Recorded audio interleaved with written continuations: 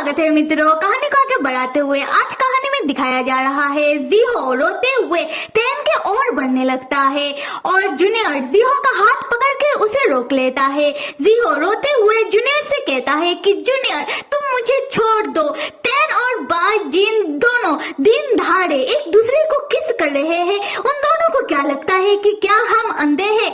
क्या हमें उन दोनों का ये हरकत दिखाई नहीं दे रहा? मुझे टैन को रोकना है। जूनियर टैन कहता है कि जीहो तुम रुक जाओ, ये सीनियर टैन और बाजिन का पर्सनल मामला है और तुमने ही तो कहा था कि हमें उन दोनों के पर्सनल मामले में नहीं पड़ना चाहिए।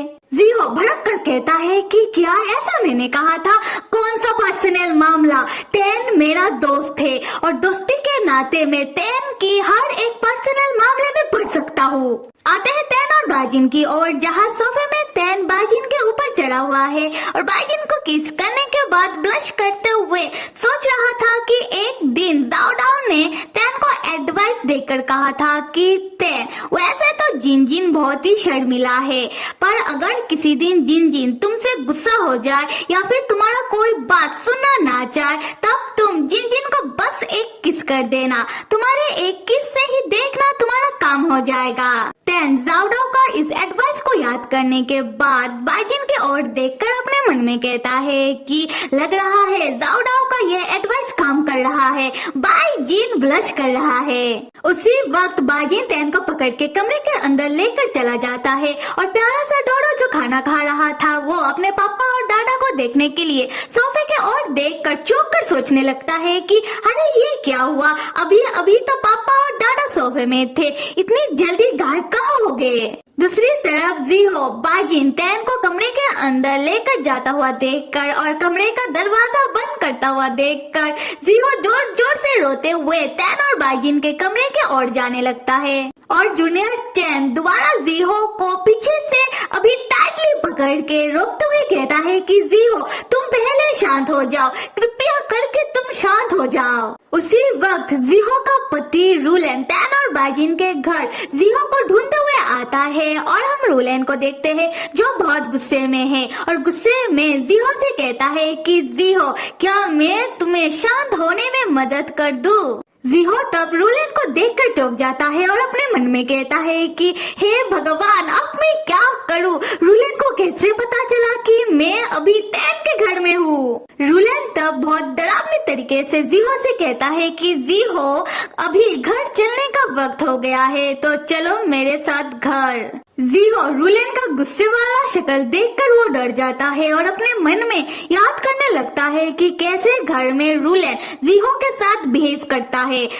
रूलेन जो पेशे से एक डॉक्टर है तो वो बहुत तरीके का दवाई बनाता रहता है और दवाइयों में एक्सपेरिमेंट करता रहता है और रूलेन का स्पेशल दवाई है वही नशीला दवाई जिसको लेने से किसी भी कल्टीवेटर का बॉडी हीट होने लगता है और इन सारी दवाइयों को रूलेन जीहो के ऊपर टेस्ट करता रहता है उसे खिला खिला कर, ये कहते हुए कि जीहो अच्छे बच्चे जीत नहीं करते, उन्हें अपने पतियों का कहना मानना चाहिए। तो ये दवाई तुम जल्दी से खा लो, ये दवाई बिल्कुल भी कड़वा नहीं है। और रूलेन की दवाइयों का रंग देखते ही जीहो का रंग उड़ जाता है। अभी आते हैं जीहो के ख्यालों से बाहर। जीहो तब ये सारी बातें याद करके वो रूलेन से डर के जूनियर टैन से चिपक जाता है और रूलेन से कहने लगता है कि मैं तुम्हारे साथ घर वापस नहीं चल रहा, मैं तुम्हारा दवाइयों को टेस्ट करने वाला कोई बंदा नहीं हूँ जो तुम्हारी दवाइयों को पूरा दिन खाता रहे। उसके बाद जीहो रूलेन से दूर एक कोने में जाकर बैठ जाता है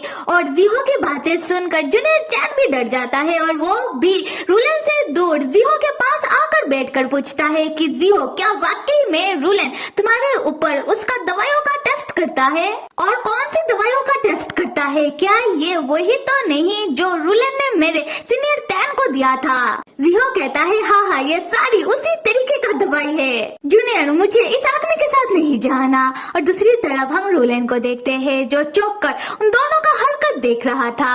खैर आते हैं टैन और बाजिन के कमरे के अंदर, जहाँ हम देखते हैं कि बाजिन टैन को बिस्तर में पटक के उसके ऊपर चढ़ा हुआ है और टैन चौंक कर सोच रहा था कि अब मैं क्या करूं। बाजिन अपने मन में कहता है कि क्या मैं टैन को किस करना जारी रखूं। टैन तब एक घबराहट वाला स्माइल करते हुए बाजिन से कहता है कि बाईजीन क्या मैं पहले उठकर बैठ जाऊं, फिर हम दोनों बात करते हैं। बाईजीन तब तैन को कोई जवाब नहीं देता, बल्कि तैन का कपड़ा उतारने लगता है। तैन ये देखकर चौंक जाता है और बाईजीन का हाथ पकड़ लेता है। फिर तैन अपने मन में कहता है कि बाईजीन ये क्या करने की कोशिश कर रहा है, और बाईजीन से पूछता है कि बाईजीन तुम क्या कर रहे हो। बाईजीन तब तैन का हाथ अपने हाथ से हटाकर और तैन का फेस को जोर से पकड़ के कहता है कि तैन तुम्हें क्या लगता है कि मैं क्या कर रहा हूँ। तैन हम दोनों हमेशा के लिए एक हो जाए, क्या ये तुम्हारे लिए जरूरी नहीं है। बाईजीन जिसे देख के भी पता चल रहा है कि बाईजीन कितना सीरियस है।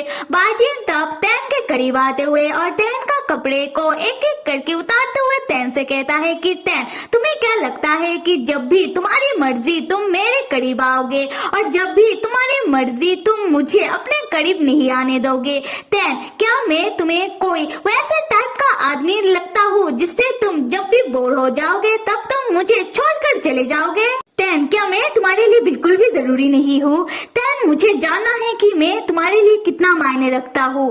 तैन मुझे जानना है कि मैं तुम्हारे लिए तुम्हारा क्या लगता हूँ। तैन यह बाईजीन की बातों से चौंक कर सोचता है कि मैंने तो बिल्कुल ऐसा नहीं सोचा। खैर जो भी हो, मुझे अच्छे से पता है कि बाईजीन हमेशा ही बिना कोई स्वार्थ के मेरा मदद करता है, वो हमेशा ही मेरा साइड रहता है। और बाईजीन को अभी मेरे ऊपर शक हो रहा है, उसे डर लग रहा है कि मैं उसके खिलाफ कोई साजिश ना कर रहा हूँ, वो भी डिमॉन किंग बनने के लिए। पर मैं तैन जिसने हमेशा ही डिमॉन किंग बनने का सपना देखा, मैंने हमेशा ही डिमॉन किंग बनने के लिए सालों साल ट्रेनिंग लिया है, तो क्या मेरे लिए डिमॉन किंग बनने के लिए हर एक मुमकिन रास्ता इस्तेमाल करना क्या गलत है। खैर तब हम बाईजीन को देखते हैं जो तैन को बाइट करने लगता है। तैन कहता है कि क्या बाईजीन कोई डॉगी है जो तैन को बाइट कर रहा है, पर बाईजीन तैन की बातों का कोई जवाब नहीं देता, बल्कि तैन के साथ रोमांस करना शुरू कर देता है। बाईजीन तैन के साथ वो सब करने लगता है और यहाँ तैन भी बाईजीन को नहीं रोकता, बल्कि अपने मन में सोचने लगता है कि अगर बाईजीन तैन के साथ वो सब करके वो खुश होता है, अगर बाईजीन तैन के साथ वो सब करने के बाद बाईजीन का शक तैन के ऊपर से दूर होता है, तो यही सही। और यहाँ हम बाईजीन को देखते हैं जो तैन के साथ रोमांस करते वक्त अपने मन में कहता है कि तैन तुम कभी भी अपने दिमाग में ये ख्याल भी मत लाना कि तुम मुझे छोड़कर जा सकते हो। तैन तब बाईजीन को इतना एग्रेसिव होता हुआ देखकर अपने मन में कहता है कि अगली बार मैं टॉप में रहूंगा।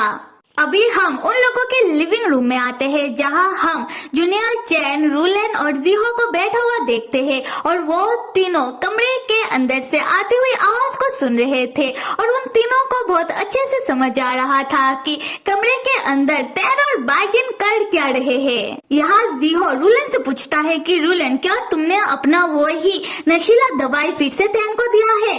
रूलन कहता है बिल्कुल नहीं, अभी कमरे के अंदर तैन और बाईजीन के बीच जो भी हो रहा है वो सब उन दोनों के मर्जी से और उन दोनों के होशो हवास में हो रहा है। खैर रूलन तब जीहो को पकड़ लेता है और उसे कहता है कि जीहो तैन और बाईजीन तो प्यार मोहब्बत कर रहे हैं और हमें अभी घर चलना चाहिए, क्योंकि मेरे घर वाले, मेरे पेरेंट्स तुमसे मिलना चाहते हैं और वो लोग तुम्हारा इंतजार कर रहे हैं। ये सुनकर जूनियर चैन जीहो से पूछता है कि जीहो क्या तुम अपने ससुराल वालों से मिलने के लिए जा रहे हो। जीहो भड़क कर कहता है कि क्या, कौन सा ससुराल वाले, मेरा इस रूलन के साथ शादी बस एक गलतफहमी है। कह सकते हो कि उस समय मैं मजबूर था, पर कुछ सालों बाद मैं इसे छोड़ दूंगा, उसके बाद मैं फिर से एक आजाद पंछी बन जाऊंगा। यहाँ हम रूलन को देखते हैं जिसे देखकर समझ आ रहा है कि उसे जीहो को छोड़ने का बिल्कुल इरादा नहीं है। तब रूलन अपने जादू से कुछ टेलीपैथी जैसा यूज करके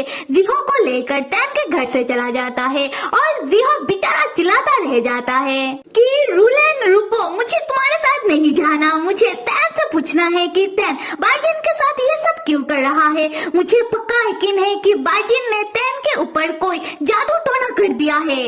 खैर दूसरी तरफ हम जूनियर चैन को देखते हैं कि वो बेचारा अब क्या करे, तो बैठे बैठे पानी पीने लगता है। तब हम डोडो को देखते हैं जो बिना बोले घर के बाहर आकर दरवाजे के सामने बैठकर आसमान के ओर देखकर अपने मन में कहने लगता है कि कोई मेरे साथ नहीं खेल रहा, कोई भी मेरे ऊपर ध्यान तक नहीं दे रहा, मुझे खेलना है।